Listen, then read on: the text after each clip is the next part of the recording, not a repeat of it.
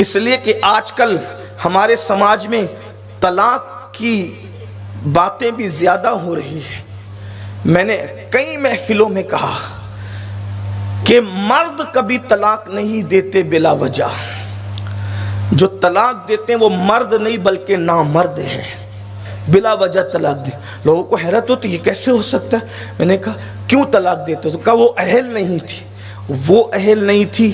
اگر آپ اہل تھے تو نااہل کو اہل بنانا یہی تو باصلاحیت لوگوں کا کام ہے. اچھوں کے ساتھ نباہ تو سب کر لیتے ہیں, بروں کے ساتھ نباہ کرنے والے بہت بڑے لوگ ہوتے ہیں. حضرت سیدنا ابراہیم خلیل اللہ نے ایک بار اللہ کی بارگاہ میں شکایت کی کہ مولا سارا ایسی ہے. حضرت سارا, اللہ اکبر, نبیوں کی ماں, نبی کی بیوی, ابراہیم خلیل اللہ کی بیوی اور بنی اسرائیل کے تمام انبیاء کی ماں.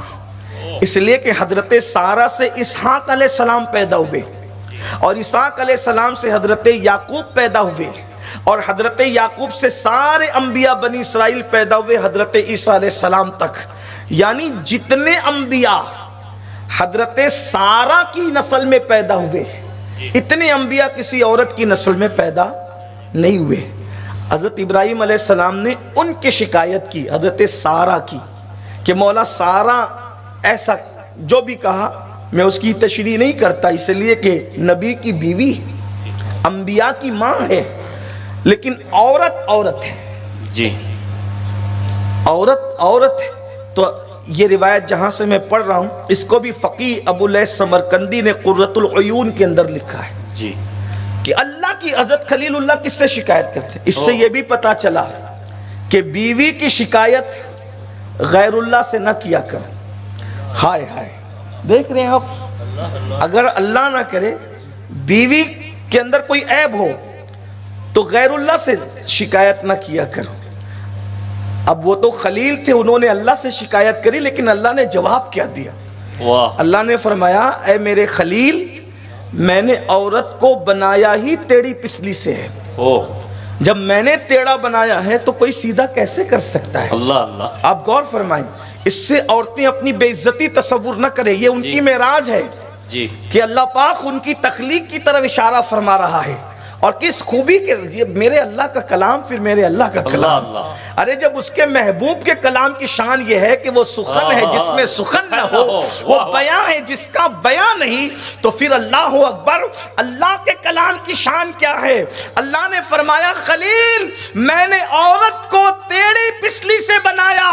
اب جب وہ ٹیڑھی میں نے بنایا تو پھر اس کو سیدھا مت کرنا, جو سیدھا کرے گا وہ توڑ دے گا, اور توڑنے کا مطلب طلاق دینا ہے. تو اس کو سیدھا کرنے کی, جس کو خدا نے ٹیڑھی پسلی سے بنایا ہے اس کو کوئی سیدھا نہیں کر سکتا. اب یہاں پر لوگ بیٹھ کر کے باتیں کرتے ہیں, دیکھو عورتوں کو اسلام ٹیڑھی کہتا ہے. یہ تو سوچ کہ ٹیڑھی کہاں کی کہتا ہے. اللہ اکبر, اللہ فرماتے ہیں میں نے ٹیڑھی پسلی سے بنایا, عورتوں کو پیر کی خاک سے نہیں بنایا, عورتوں کو سر کے بال سے نہیں بنایا, عورتوں کو بدن کے میل سے نہیں بنایا, عورتوں کو گوشت پوشت سے نہیں بنایا, عورتوں کو آنکھ کے آنسوؤں سے نہیں بنایا. عورتوں کو فرمایا کہ ٹیڑھی پسلی سے بنایا, اور پسلی بھی ہر معاملے میں دایا پسند کیا, لیکن عورت کو بنایا تو بائیں طرف کی پسلی سے بنایا. اور بائیں طرف کی پسلی سے کیوں بنایا؟ اس لیے کہ بائیں طرف دل ہے اور دل کے قریب کی پسلی سے بنایا. اور مردوں کو پیغام دیا عورت نہ سر پہ رکھنے کی چیز ہے نہ پیر میں پہننے کی چیز ہے, دل کی قریب کی پسلی سے پیدا کی گئی ہے, دل میں رکھنے کی چیز ہے. ان کی دل جوئی کرو, ان کے ساتھ اچھا سلوک کرو. اللہ اکبر, عورتوں کے ساتھ حسن سلوک کرنا.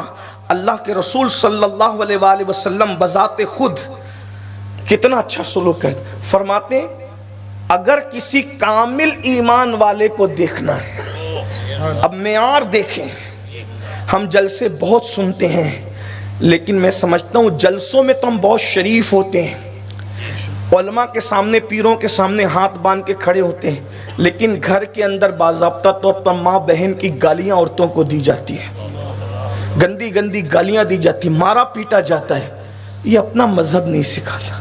وہ حدیث پوری کر دوں پھر آگے بڑھوں۔ تو آپ نے سوچا کہ بھئی عورتوں پہ ان کے بد اخلاقی اور ظلم پہ صبر کرے تو صبر ایوب کا ثواب ملتا ہے۔